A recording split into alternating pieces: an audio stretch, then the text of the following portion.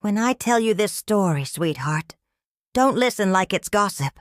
Listen like it's thunder. Because love, when it's real, doesn't whisper. It roars, and sometimes it burns everything in its way. The story I'm about to tell you isn't pretty, but it's mine. It happened here in Las Vegas, when the air itself smelled like money and heartbreak, when dreams were traded faster than cards at a blackjack table. It was the 80s, the decade of bright lights, cheap promises, and lipstick that didn't come off easy. I was 22, wild enough to think love was something you could hold on to if you just tried hard enough. I worked as a hostess at the Golden Mirage Hotel, a place that looked like heaven from the outside and felt like purgatory once you knew the people who ran it. Nights bled into mornings there. I'd stand under chandeliers the size of moons, smiling at men who thought they were kings and women who knew better. And then one night he walked in. Daniel Cruz. He was a blackjack dealer with a smile that made you forget your own name. Dark hair, brown eyes that flickered like fire when he laughed. And that voice. Low, smooth, dangerous in the kind of way that makes you ignore warnings you don't want to hear. He dealt cards like he was telling a story, each flick of his wrist precise and confident. When he looked at me across the lobby, it was like Vegas paused. I swear the slot machines stopped ringing. The crowd dimmed, and my heart went louder than the whole casino. He asked if I wanted to grab a bite after his shift. I said yes before he even finished the question. That's how fast it started. We went to a 24-hour diner on the edge of Fremont Street, the kind of place where the coffee tasted like burnt secrets, and the waitresses called everyone honey. We talked for hours. He told me about growing up in New Mexico, about his dream to open a bar one day in a quiet town with rain instead of neon. He said he was tired of people who bet everything on nothing. I told him I liked the noise, the danger.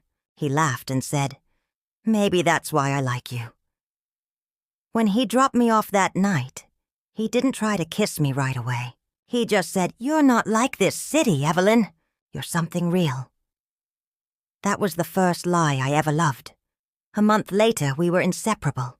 I'd spend my breaks watching him work, sliding chips across the green table, charming every player. But when his eyes found me, it felt like the world shrank to just us. He'd take me dancing at the Velvet Room on Thursdays. Slow songs under red lights that made everything look like a dream we didn't want to wake from. I'd never been that happy. Or that blind. Now you've heard about your great-aunt Crystal, my half-sister. We shared a father but little else. She was 20, blonde, delicate, with a smile that fooled everyone except the ones who knew what it cost. She'd moved in with me after her mother's second husband left, and though I tried to be patient, she had a way of making peace feel temporary. She was one of those girls who couldn't stand to see someone else holding attention she wanted. I didn't see it then. I thought she was just lonely. It was a Friday night when the first crack appeared. Daniel called to say he'd gotten 2 tickets to the Fremont Street Fair. I was dizzy with excitement, already planning my dress. The red one with the thin straps that always made him whistle under his breath. As I was getting ready, Crystal poked her head in. "You're going out with Daniel, aren't you?" she asked. I nodded. "Can I come?" she said, her tone sugar-coated and sharp at once. "I've never been to the fair, and I'll stay out of your way, promise." I hesitated. Something in me said no, but guilt won. "Fine," I told her, "just this once." The fair was a blur of lights and laughter. Daniel held my hand as we wandered past the game booths, his thumb brushing mine every few steps. He won me a stuffed bear at the ring toss, then a goldfish in a plastic bag. "He's lucky," Daniel said, grinning. Crystal clapped her hands and said, "You two are the cutest." But when Daniel went to get us drinks, she turned to me and said, "You're lucky, Evie. Guys like him don't stay single long." I laughed it off. I didn't know she was already testing how far she could push that truth. A week later, things began to change. Daniel canceled a dinner, then another. When we did meet, he seemed distracted, like he was somewhere else in his head. I told myself it was stress, long hours, casino politics. But then one night I called his apartment. A woman answered. Her voice was soft, familiar. "He's in the shower," she said, laughing. I froze. "Who is this?" I asked. "Crystal," she replied sweetly. "Who's asking?" I dropped the phone. It hit the carpet with a thud that still echoes in me. I felt something inside me snap. Not just my heart. Something deeper, like trust had bones I never knew could break. I waited for her to come home. And when she did, I confronted her. She didn't even flinch. "He came to me," she said, crossing her legs like it was nothing. "You're too intense, Evie. You suffocate men. He needed someone calm." Calm. That word cut deeper than any knife. I asked her if she loved him. She smiled. "Maybe. Or maybe I just didn't want you to." For weeks I tried to hate her. Tried to hate him more. But hatred is exhausting when it's pointed at people who once made you feel alive. I'd see them sometimes. Daniel and Crystal. Walking into the golden mirage together. Her arm hooked through his. They looked perfect, like a magazine cover. But Vegas has a way of showing you that perfection is usually painted over cracks. Months turned into years. I moved out, got a new job at a smaller lounge on the Strip. Tried to build a life that didn't circle around ghosts. I dated a few men, good men even. But none of them made the air change the way Daniel did. The pain dulled but never disappeared. It lingered like cigarette smoke on old clothes. Then, one night in 1986, fate decided to deal me one last hand. The Mirage Lounge was hosting its grand reopening, and I was there, working the floor, in a black silk dress that shimmered with every step. The room buzzed with music, laughter, clinking glasses, and then I saw them. Daniel, older now, still handsome, but the spark in his eyes had dimmed. Crystal beside him, draped in diamonds, her beauty too polished, her smile too practiced. They looked successful but not happy. The sight of them hit me like déjà vu dipped in poison. When Daniel noticed me, he froze. "Evelyn," he said, stepping closer. Crystal's expression soured instantly. "She works here?" she asked, her voice sharp. I smiled. "Some of us do what we have to." Daniel's gaze lingered a moment too long before she tugged him away. That night I went home and couldn't sleep. The city hummed outside my window, restless and loud, and I thought about how unfinished our story felt. Maybe it was the years of silence. Maybe it was pride. Maybe it was just that dangerous part of me that never learned to let go. But I decided something right then. Everything's fair in love and war. The next evening I made sure to pass their table. Daniel's eyes met mine again. This time he didn't look away. "It's good to see you," he said softly. "You too," I replied. And I meant it in the way people mean it, when they've missed what hurt them most. Crystal forced a smile, but her hand gripped his arm tighter. I walked away before she could say anything. I wanted him to notice the space I left behind. Over the next few weeks, I began to watch them. Not obsessively, just attentively. Old habits die hard in Vegas. The city teaches you how to read people better than cards. I saw the cracks growing between them. Daniel stayed longer at the bar after work. Crystal arrived late, always looking like she'd just come from somewhere she shouldn't have been. When they talked, they didn't really look at each other. Love, when it starts to rot, smells the same in every decade. That's when I started playing my game. It began with small gestures. A smile here, a question there. Then, one night, I slipped an anonymous note under his glass. Sometimes people who cheat once, cheat again. The next week, another note. Be careful who you trust when the lights go out. I never signed them. I didn't have to. Daniel was smart. He knew where they came from, even if he pretended he didn't. Soon he started staying after closing time, nursing a drink while I cleaned tables. "Ever feel like life's dealing you the same bad hand?" he asked one night. "Maybe you're just playing it wrong," I said. He laughed, quiet, tired, but real. For the first time in years, it felt like the room was breathing again. We began talking more. He told me Crystal had changed, that she was distant, always chasing something he couldn't name. She's got new friends, new habits, he said. I just listened, offering silence instead of sympathy. Sometimes silence says what words can't. One evening, after a few too many drinks, he said, "You ever think about what could have been? If things were different?" I looked him straight in the eye. "I used to," I said. Then I remembered how things were. He reached for my hand, then hesitated. "I'm sorry, Evelyn," he whispered, "for everything." I smiled, slow, sharp. "Don't be sorry. Be smarter."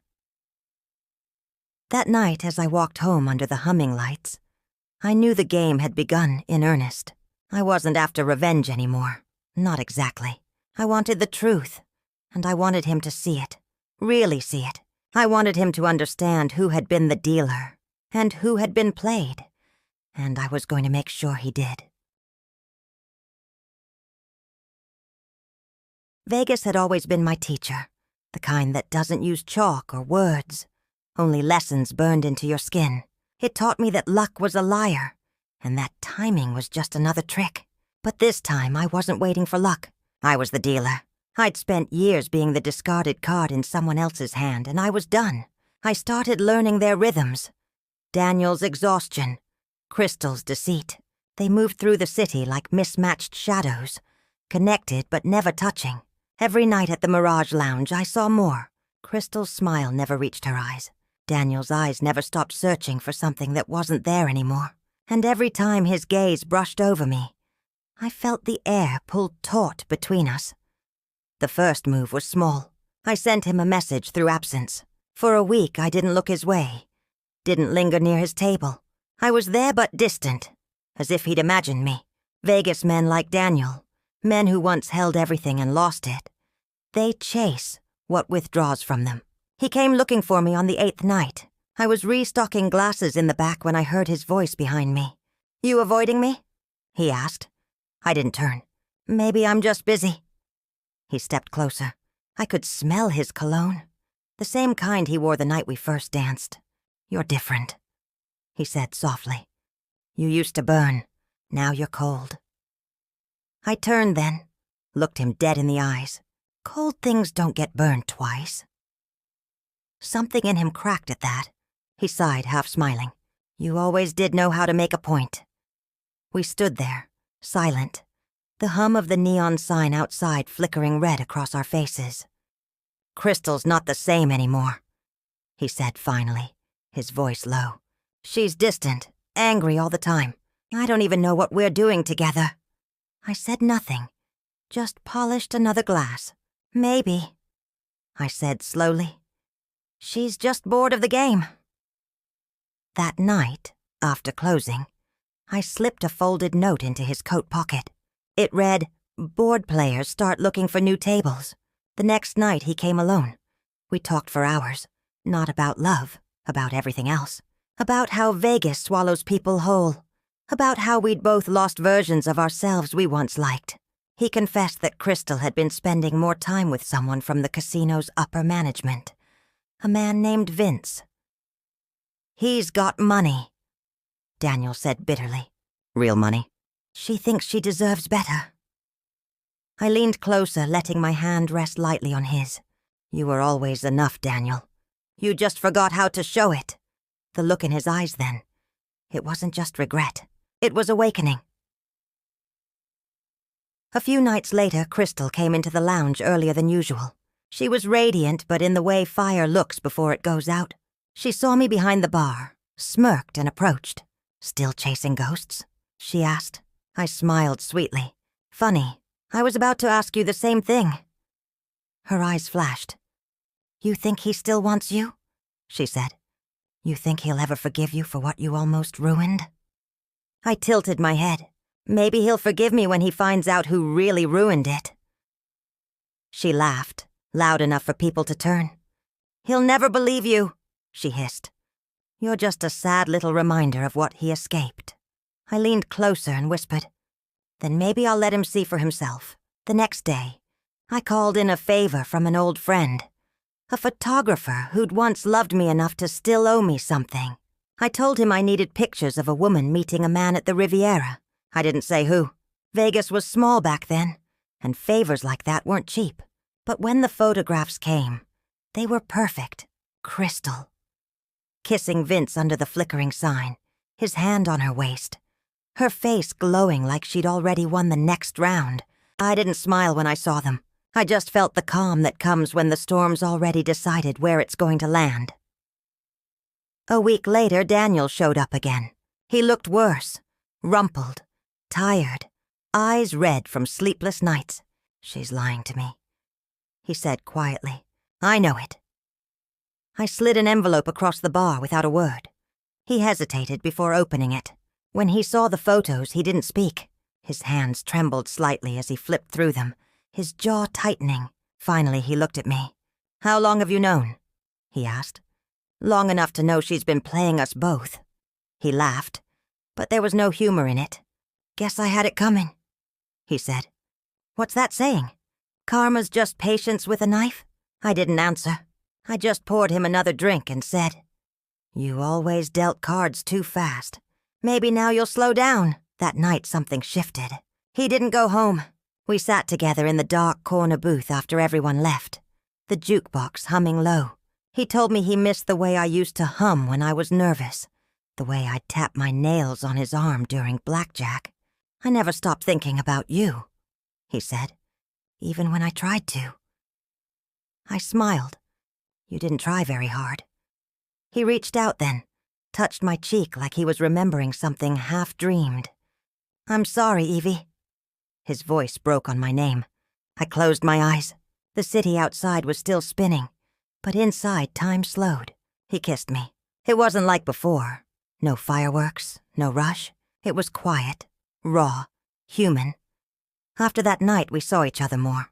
At first, it was cautious, like walking barefoot through glass. Then, little by little, it became something like love again. But love built on broken trust is a house without a roof. It keeps you warm until the rain comes. Crystal found out soon enough. Vegas always talks. She showed up one night, drunk on fury and gin. Her mascara streaked like war paint. She stormed behind the bar, grabbed my arm and screamed, You think you've won? He'll leave you again! He always leaves. I yanked my arm free. You're right, I said quietly. He does leave. But this time, it won't be me crying when he does. Security dragged her out while she kept shouting my name, her voice cracking like a record that refused to stop playing. Daniel moved out of their apartment the next day. For a few weeks, it felt like we had finally outrun the past. We took drives out to the desert at night, parked under the stars, talked about everything and nothing. He said he wanted to start over somewhere new. California, maybe. Come with me, he said one night, the wind tangling my hair. We'll leave this city behind. But I knew better. Vegas doesn't let you leave clean. It follows you in mirrors, in dreams, in the sound of coins falling into metal trays. I smiled and said, Maybe. A month later, Crystal vanished. No calls, no letters. Some said she'd gone to Los Angeles with Vince. Others said she'd gambled her way into debt and disappeared. I didn't ask. Some ghosts deserve to stay buried. For a while, Daniel and I tried to rebuild. We rented a small apartment off Paradise Road, cooked dinners, laughed again. But something was missing. The innocence, the trust, the reckless belief that love could cure anything. He'd look at me sometimes like he was trying to see who I used to be, and I'd look at him like I was trying to forget who he'd been. The night it ended, there was no fight.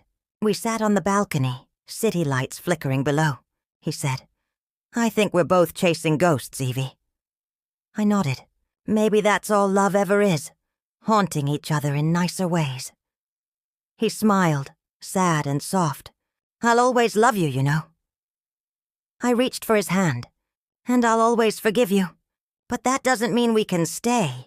He left the next morning. I watched his car disappear down the strip of highway, the same way I'd once watched him walk into my life. I didn't cry. Some endings are too final for tears. Years passed. I stayed in Vegas, worked at the Mirage, until my hands started to shake too much to carry trays. Sometimes I'd hear a song we used to dance to, or I'd see a man with Daniel's shoulders walking down Fremont Street. And for a heartbeat, I'd think it was him. Then the moment would pass, like all moments do. Crystal never came back. I learned later that she'd married a real estate developer in California. Wealthy but miserable. Someone told me she still wore diamonds and still smiled like she was auditioning for someone else's life. I didn't hate her anymore. You get tired of hating people after a while. It takes too much from you. Daniel wrote to me once, a postcard from Oregon. Said he'd finally opened that bar he used to talk about. It was called Second Chances. I kept that postcard in my drawer for years, not because I hoped to see him again, but because it reminded me that even broken dreams can find new shapes. Now, sitting here telling you this, I can still feel the weight of it all.